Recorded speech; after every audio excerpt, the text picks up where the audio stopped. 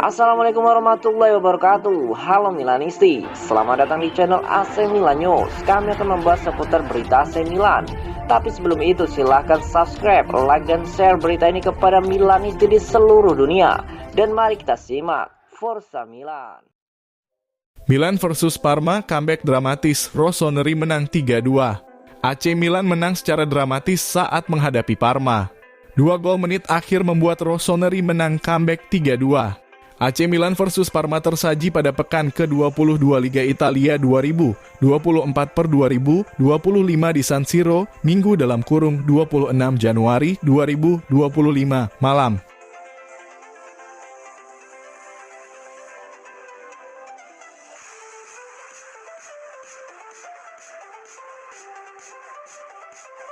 Parma berani tampil menekan di awal laga. Hal ini sempat menyulitkan Milan dalam mengembangkan permainan. Milan perlahan bisa keluar dari tekanan. Duel berjalan menarik dengan kedua tim bermain terbuka. Milan punya kesempatan lewat Rafael Leo. Namun tembakannya menerima sodoran bola dari Christian Pulisic masih melambung. Gol! Parma bisa memecah kebuntuan di menit ke-24. Terpelesetnya Theo Hernandez membuat Matteo Cancellieri punya ruang. Sepakan melengkungnya dari tepi kotak penalti bersarang ke pojok kiri gawang Rossoneri. Milan sempat bikin gol lewat Alvaro Morata di menit ke-29. Gol ini tapi dianulir karena Morata lebih dulu offside. Pada menit ke-38 Milan mendapatkan hadiah penalti. Zion Suzuki melanggar setelah Hinja Pavlovic dalam situasi sepak pojok. Gol! Pulisic yang maju sebagai eksekutor penalti menjalankan tugasnya dengan baik. Skor berubah menjadi 1-1. Tijani Reinders punya peluang untuk membawa Milan berbalik memimpin. Upaya gagal karena Suzuki masih sigap mengamankan bola. Skor imbang 1-1 menutup babak pertama. Jual beli serangan masih terjadi di babak kedua. Reinders mencoba mengancam lewat sepakan jarak jauh. Suzuki kembali beraksi dengan terbang menepis bola. Milan mendominasi laga memasuki pertengahan babak kedua. Meski begitu mereka kesulitan menembus disiplinnya lini belakang Parma. Tim tamu bahkan hampir saja mencuri gol. Pontus Almqvist lolos dari pengawalan hingga tinggal berhadapan dengan Mike Maignan. Maignan menyelamatkan Milan dari kebobolan dengan membelok tembakan Almqvist. Gol!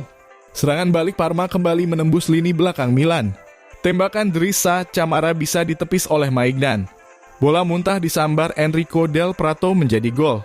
Pavlovic sempat bikin gol lewat sundulan di menit ke-88. Namun, Milan gagal menyetarakan angka setelah gol Pavlovic dianulir karena offside.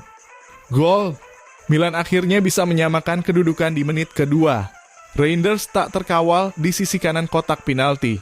Ia dengan tenang memperdayai Suzuki. Gol! Tuan rumah comeback di detik akhir. Sundulan Pavlovic yang mengenai Samuel Chukwueze berbelok arah hingga Suzuki tak bisa menangkapnya di menit kelima.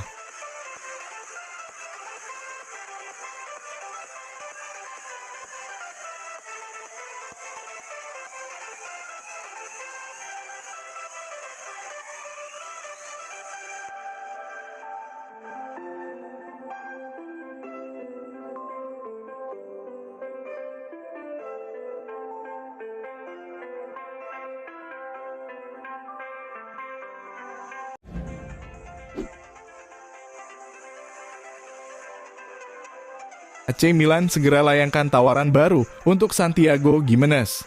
AC Milan telah menetapkan Santiago Gimenez sebagai target transfer utamanya. Setelah tawaran pembuka sebesar 30 juta ditolak oleh Feyenoord, Rossoneri kini bersiap untuk mengajukan tawaran baru yang lebih menarik. Striker 22 tahun ini semakin mengukuhkan posisinya dengan mencetak 2 gol dalam kemenangan 3-0 atas Bayern Munich di Liga Champions. Dengan total 15 gol dalam 18 pertandingan kompetitif musim ini, performanya menjadikannya incaran banyak klub, termasuk Milan. Feyenoord meminta 45 juta termasuk biaya tambahan, tetapi mereka terbuka untuk negosiasi dan berharap dapat mencapai kesepakatan di angka sekitar 40 juta. Klub Belanda tersebut sebelumnya hanya mengeluarkan 6 juta untuk mendatangkan Gimenez dari Cruz Azul pada musim panas 2022. Gimenez terikat kontrak hingga Juni 2027 dan menunjukkan ketertarikan untuk pindah ke Milan dengan mengikuti klub tersebut di media sosial. Manajemen AC Milan menyadari bahwa tim asuhan Sergio Conceição memiliki masalah dalam mencetak gol yang telah menjadi perhatian sejak era Stefano Pioli.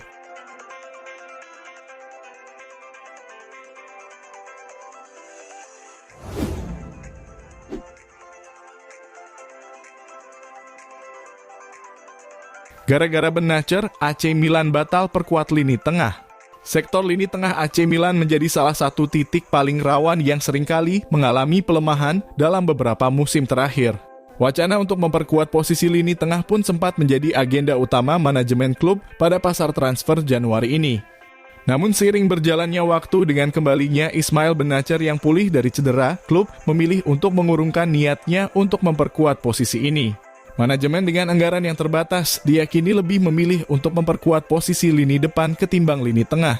Sebelum kembalinya Ismail Benacer dari cedera, Yusuf Fofana dan Tijjani Reijnders telah berjuang keras di lini tengah. Meskipun situasi di lini tengah telah membaik dalam beberapa minggu terakhir, masih ada kekhawatiran mengenai ketidakidealan kondisi tim, terutama dengan Ruben Loftus-Cheek yang masih dalam proses pemulihan cedera.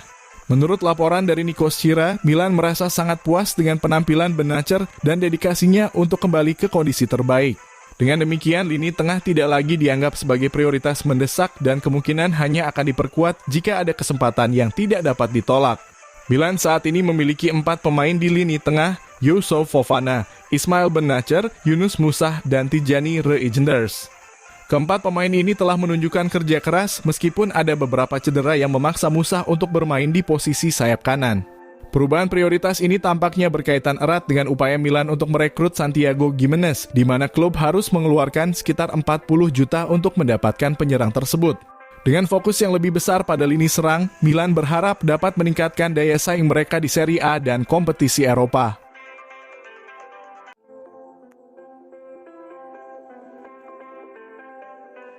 Kyle Walker ungkap alasannya gabung AC Milan dan alasannya memilih nomor punggung 32.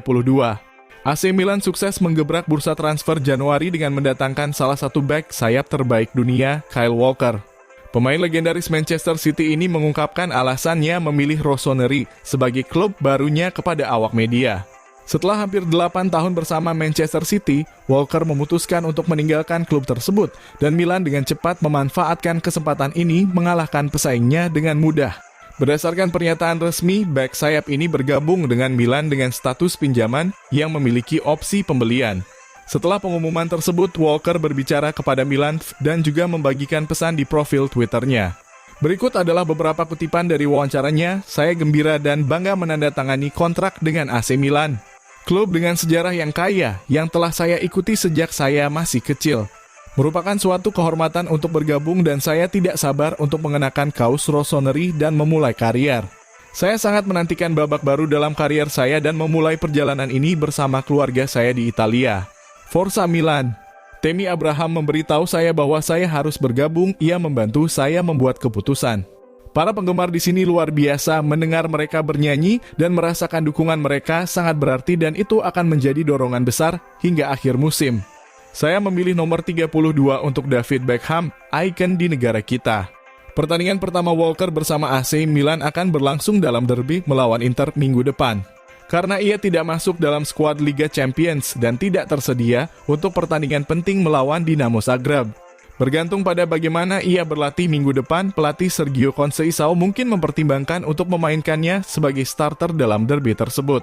Dengan semangat dan harapan yang tinggi, Walker siap untuk memulai petualangan barunya di Italia dan memberikan kontribusi bagi kesuksesan AC Milan.